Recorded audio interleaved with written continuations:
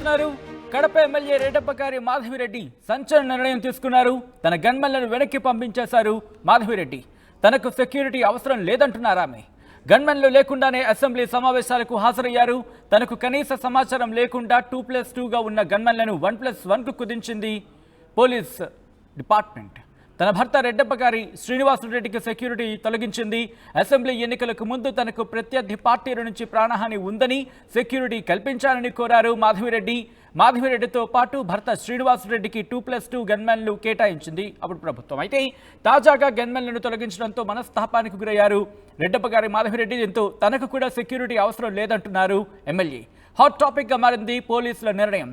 జగన్ ఇలాఖాలో సంచలనంగా రెడ్డప్పగారి మాధవి విజయం సాధించారు. వైసీపీ అభ్యర్థిపై 18,000 ఓట్ల మెజారిటీతో విజయం సాధించారామె.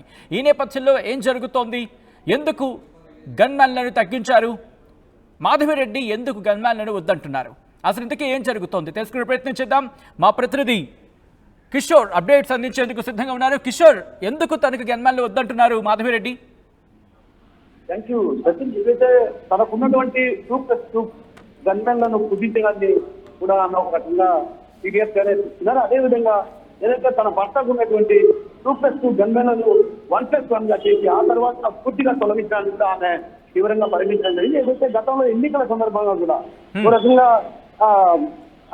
అప్పుడు డిప్యూటీ సీఎం అంజాద్ బాషా పైన పోటీ చేయడం జరిగింది. అయితే పోటీ చేసినటువంటి తరుణంలో కూడా ఆ సోదరుడు ఎవరైతే ఉన్నారో ఆయన తీవ్రమైనటువంటి వ్యాఖ్యలు చేశారు. ఏదైతే మీ ఇంట్లో దూరి కొడతానంటూ కూడా వ్యాఖ్యలు చేసిన పరిస్థితి, అలా ఘాటైన వ్యాఖ్యలు చేసిన నేపథ్యంలో ఒక్కసారిగా కూడా అటు ప్రాణహాని ఉందంటూ కూడా ఆమె ఏదైతే ఎస్పీని కలిసి విన్నవించడం జరిగింది. ఎస్పీ ఆ సమయంలో ఎన్నికల సమయంలో 2+2 గన్మెన్లను కూడా కేటాయిస్తూ సెక్యూరిటీ కల్పించడం జరిగింది. అయితే ఈ తరుణంలో ఒక్కసారిగా కూడా ఏదైతే తన భర్త శ్రీనివాసరెడ్డికి కూడా 2+2 గన్మెన్లను కేటాయించారు. అయితే ఇటీవల కడప జిల్లాకు సంబంధించినటువంటి పోలీసు అధికారులు భేటీ అయిన అనంతరం కూడా 1+1 గా కుదించడం జరిగింది. ఏదైతే మాధవిరెడ్డితో పాటు ఆయన భర్తకు కూడా శ్రీనివాసరెడ్డికి కూడా 1+1 గన్మెన్లను కుదించడం జరిగింది. అయితే కుదించినటువంటి నేపథ్యంలో కూడా ఒక్కసారిగా కూడా శ్రీనివాసరెడ్డి ఆ గన్మెన్లను కూడా అటు పూర్తిగా తొలగించడంతో ఆయన ఒక రకంగా అసహనానికి గురయ్యారు. అదేవిధంగా తన భర్తకు కూడా ప్రాణహాని ఉంది. ఏదైతే గతంలో ఎన్నికల సందర్భంగా జరిగినటువంటి ఘటన నేపథ్యంలో కూడా తన భర్తకు తనకు ప్రాణహాని ఉంది. ఇలాంటి పరిస్థితుల నేపథ్యంలో కూడా ఒక్కసారిగా తన భర్తకు గన్మెన్లను తొలగించడానికి కూడా ఆమె ఒక రకంగా అసహనానికి గురైనటువంటి పరిస్థితి. ఆ నేపథ్యంలోనే ఆమె ఒక్కసారిగా ఏదైతే 1+1 గన్మెన్లను కేటాయించడానికి కూడా ఆమె సెక్యూరిటీ అవసరం లేదంటూ కూడా తిప్పి పంపింది.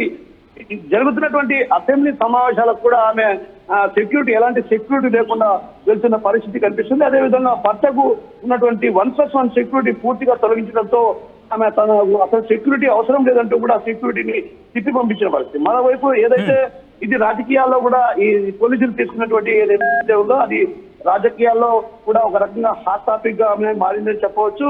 అదేవిధంగా ఎన్నికలకు ముందు ప్రత్యర్థి పార్టీ అభ్యర్థి తమ్ముడి నుండి కూడా ప్రాణహాని ఉందని కోరిన తరుణంలో కూడా ఒక్కసారిగా వారి మధ్య ఘర్షణ వాతావరణం కూడా జరిగినటువంటి అలాంటి పరిస్థితి నేపథ్యంలో ఒక్కసారిగా గన్మెన్లను తొలగించడానికి కూడా ఆమె తీవ్రమైనటువంటి మనస్తాపానికి గురయ్యారు. అదేవిధంగా ఏదైతే 1+1 గన్మెన్లను కేటాయించినప్పటికీ కూడా అయితే అంటే ఇక్కడ పోలీసుల నుంచి ఎటువంటి వెర్షన్ వినిపిస్తోంది? పోలీసులు ఏమంటున్నారు? ఎందుకంటే గతంలో 2+2 ఇప్పుడు 1+1 ఇప్పుడు లేదు అనే మాట వినిపిస్తున్న పక్షం ఇటువంటి సినారియో కనిపిస్తోంది. పోలీసు నుంచి వాళ్ళ నుంచి ఎటువంటి రియాక్షన్ వస్తుంది కిషోర్?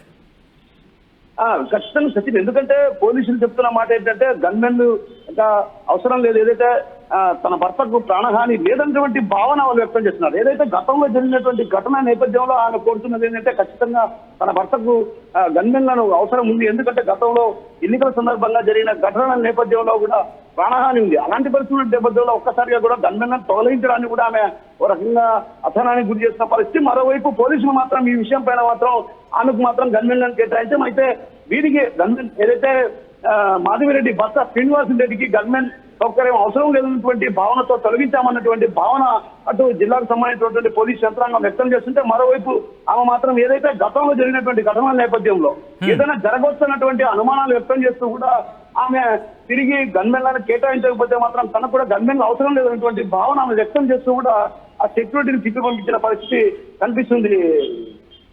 అయితే ఈ విషయాన్ని పోలీసు ఉన్నతాధికారుల దృష్టికి తీసుకెళ్లే ప్రయత్నం చేస్తున్నారా మాధవిరెడ్డి, లేకపోతే హోమ్ మినిస్టర్ దృష్టికి హోమ్ మినిస్టర్ అనిత దృష్టికి తీసుకెళ్లే ప్రయత్నం చేస్తున్నారా, లేకపోతే ముఖ్యమంత్రికి దృష్టికి తీసుకెళ్లాలనుకుంటున్నారా?